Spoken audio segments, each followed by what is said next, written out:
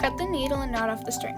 Keep your ends together and move the beads to be more even so you have around the same amount of string and beads on both sides.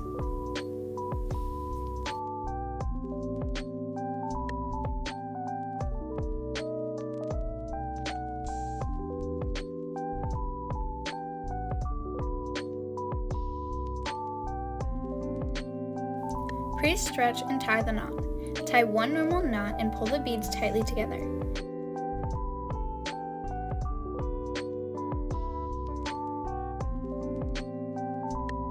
Next, begin your second knot, and this time you will send the string through the hole an extra time.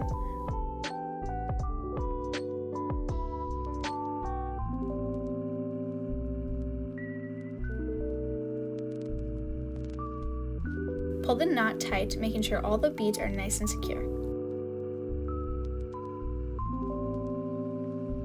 Lastly, do one more knot with the extra pass-through, just like the previous knot.